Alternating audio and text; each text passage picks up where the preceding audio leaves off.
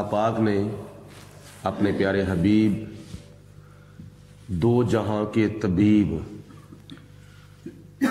और हमारे प्यारे आका मौला मलजा मावा गरीबों के वाली यतीमों के हामी बेसहारों के सहारा हज़रत मोहम्मद मुस्तफ़ा सल्लल्लाहु अलैहि वसल्लम की अज़मत व शान का दिफा फरमाया है। अल्लाह पाक ने फरमाया व इन कज़्ज़बू का, ए मेरे हबीब अलैहिस्सलातु वस्सलाम, ये मक्के वाले काफर मुशरक और आपकी कौम में से जो आपको जुटलाते हैं, फ़क़ुल, तो आप उनको फरमा दो, ली अमली, मेरा अमल मेरे लिए है, वलकुम अमलुकुम, और तुम्हारा अमल तुम्हारे लिए है। तो जो मक्के के काफर नबी पाक अलैहिस्सलाम को जुटलाते थे वो हुजूर अलैहिस्सलाम का कुछ भी नहीं बिगाड़ते थे, वो अपना ही दुनिया और आखिरत का नुकसान करते थे और उन्होंने किया है। क्योंकि चांद की तरफ मुंह करके थूका जाए तो वो चांद का कुछ नहीं बिगड़ता, वो पलट के उसी के मुंह के ऊपर आता है। तो ये नबी पाक अलैहिस्सलाम की अज़मत व शान अल्लाह ताला ने कुरान पाक में बयान फरमाई है। मक्के के काफरों के सामने वो मिट गए हैं, वो नहीं रहे, और क़यामत तक नबी पाक अलैहिस्सलाम का कोई दुश्मन नहीं रहेगा। लेकिन हुजूर अलैहिस्सलाम का चर्चा और हुजूर का बोलबाला कब तक होता रहेगा? जब तक खुदा की ज़ात बाबरकात मौजूद है। क्योंकि जितनी देर तक ज़ाकर रहता है उतनी देर तक मज़कूर रहता है। तो अल्लाह ताला तो फरमा रहा है, इन्नल्लाह व मलाइकतहू युसल्लूना अलन नबी, दुरूद भेजते थे, भेजते हैं और भेजते रहेंगे। में सारी चीज़ें फना हो जाएंगी तो उस वक़्त भी अल्लाह पाक के प्यारे हबीब अलैहिस्सलाम का जिक्र अल्लाह पाक खुद करता होगा, दुरूद पाक और दुरूद सलाम की शक्ल में।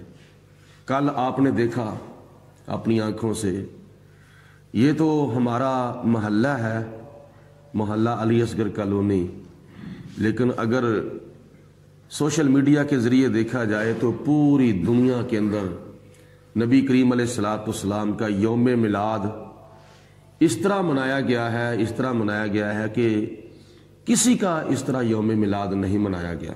इतनी धूमधाम से, इतनी ठाठ बाट से, इतने जोशो खरोश से।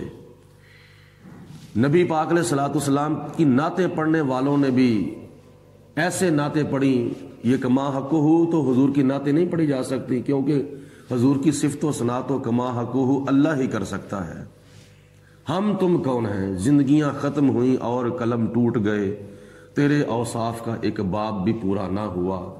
ये ज़मीन की तख्तियां बन जाएं, आसमानों की तख्तियां बन जाएं, दरख्तों के कलम बन जाएं, समंदरों की स्याही बन जाए, हम तुम सब हजूर की अज़मत व शान लिखनी शुरू कर दें, ज़िंदगियां ख़त्म हो जाएंगी, लेकिन हजूर अलैहिस्सलाम की सिफ़त का एक बाब भी मुकम्मल नहीं हो सकता। इतनी खुदा ने अपने महबूब को अज़मत व शान अता फरमाई है। तो फिर सखावत करने वालों ने भी कमाल कर दी। मैं ये तो नहीं कहता कि सखावत करने वालों ने हद कर दी ना, हद तो अल्लाह पाक की ज़ात बाबरकात ने की है सखावत करने की। सखावत करने वालों ने भी कमाल कर दी।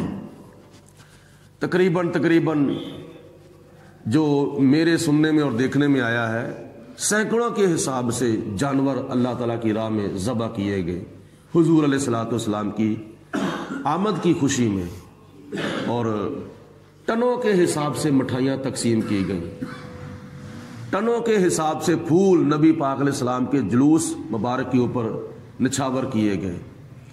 ये किसकी शान है? ये हमारे आका की शान है।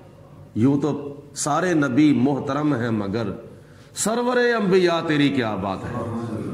आदम अलैहिस्सलाम से लेकर हजूर अलैहिस्सलाम तक सारे नबी शानों वाले हैं, सारे नबी अजमतों वाले हैं, लेकिन जितनी शान अल्लाह पाक ने اپنے پیارے حبیب علیہ السلام کو عطا فرمائی ہے، کسی نبی کو نہیں عطا فرمائی۔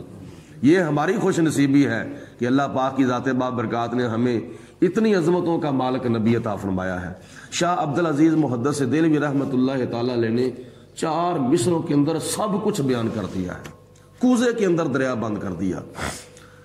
شاہ عبدالعزیز محدث دہلوی رحمۃ اللہ تعالی علیہ حضور کی بارگاہ میں نذرانہ محبت پیش کرتے ہوئے عرض کرتے ہیں، یا صاحب الجمال و یا سید البشر، اے صاحب جمال، اے سارے بشروں کے سردار۔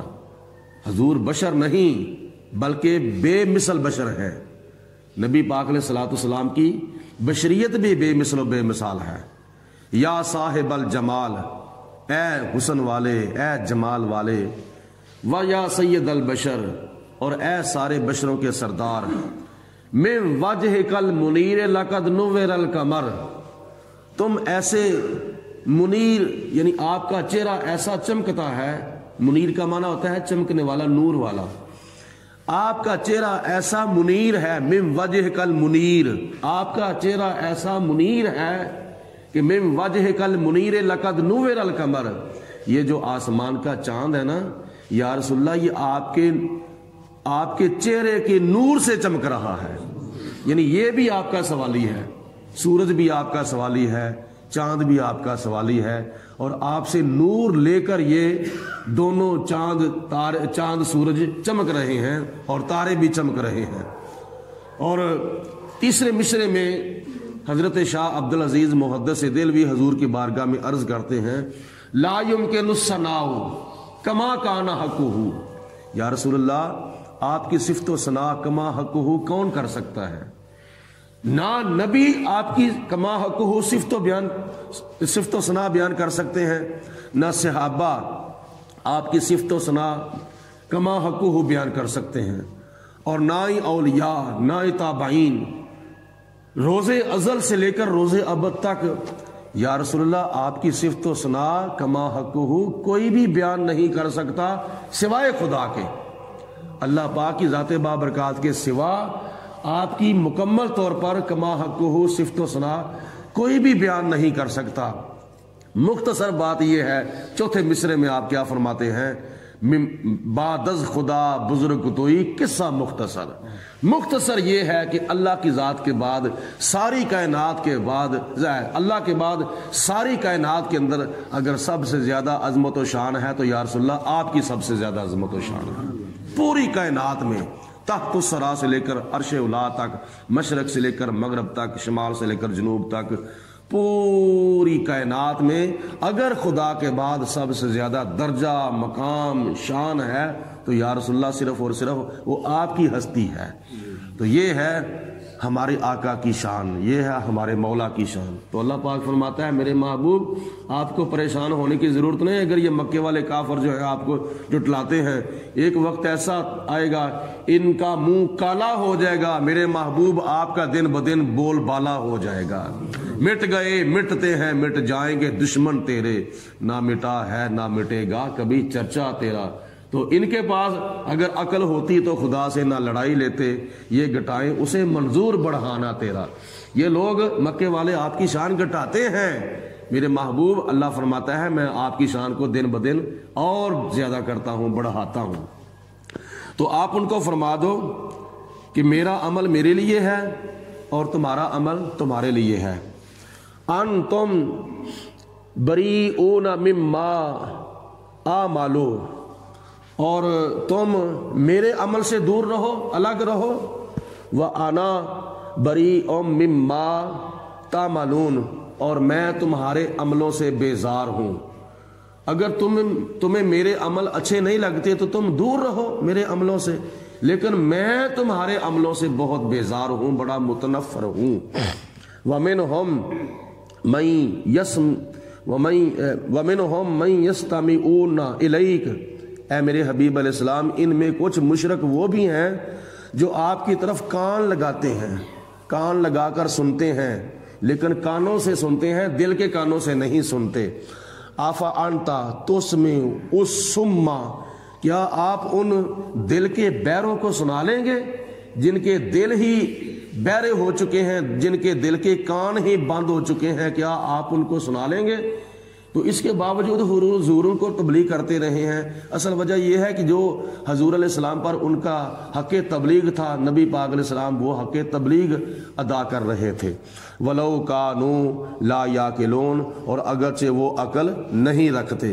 وَمِنْهُمْ مَن يَنظُرُ إِلَيْكَ، اے میرے محبوب علیہ السلام ان مشرکوں میں سے بعض مشرک ایسے بھی ہیں جو آپ کو دیکھتے ہیں، لیکن یہ سر کی آنکھوں سے دیکھتے ہیں، دل کی آنکھوں سے نہیں دیکھتے۔ اگر دل کی آنکھوں سے دیکھتے تو حضور آپ کا کلمہ پڑھ جاتے، جیسے صحابہ کرام نے دل کی آنکھوں سے دیکھا تھا تو اللہ پاک کی ذات بابرکات نے ان کو دولت ایمان سے مالا مال فرما دیا ہے۔ تو یہ تو سر کی آنکھوں سے دیکھتے ہیں، یہ تو تنقیدی نظر سے دیکھتے ہیں۔ تو آفَأَنْتَ تَهْدِي الْعُمْيَ، اے میرے حبیب علیہ السلام کیا آپ ان کو ہدایت کا راستہ دکھائیں گے جو دل کے اندھے ہیں، جن کو دلی طور پر نظر ہی نہیں آ رہا؟ وَلَوْ كَانُوا لَا يُبْصِرُونَ، اور اگرچہ وہ کیا نام ہے ان کو دلی طور پر کچھ راستہ نظر ہی نہیں آتا، ظاہری طور پر تو دیکھتے تھے لیکن دلی طور پر ان کو کچھ نظر نہیں آتا تھا، یعنی اسلام کا راستہ ان کو نظر نہیں آتا تھا۔ ان اللہ، بے شک اللہ تعالیٰ، لا یظلم الناس شیئا، بے شک اللہ تعالیٰ ان لوگوں پر ظلم نہیں کرتا، ان لوگوں پر تو خدا تو ظلم نہیں کرتا۔ ولکن الناس انفسہم یظلمون، لیکن یہ مکے کے مشرک، مکے کے کافر خود ہی اپنے جانوں پر ظلم کرتے ہیں۔ اللہ پاک تو ان کے اوپر ظلم نہیں کرنا چاہتا، لیکن یہ خود ہی اگر ظلم کریں تو پھر ان کے اپنے نصیب ہیں، یہ ان کے اپنے مقدر ہیں۔ تو اللہ پاک کی ذات بابرکات ہم سب کو نبی کریم علیہ الصلوۃ والسلام کے ساتھ زیادہ سے زیادہ محبت کرنے کی توفیق عطا فرمائے، اور حضور علیہ الصلوۃ والسلام کی اداؤں کو ادا کرنے کی، اور حضور کی مردہ سنتوں کو زندہ کر کے ایک ایک سنت کے بدلے 100 شہیدوں کا ثواب حاصل کرنے کی توفیق عطا فرمائے۔ وآخر الدعوانا ان الحمدللہ رب العالمین، الصلاۃ والسلام علیک